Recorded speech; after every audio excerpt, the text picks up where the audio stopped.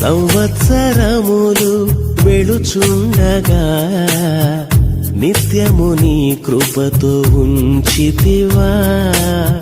దినములన్నీ తరుగుచుండగా నీ దయతో నన్ను కాచితివా.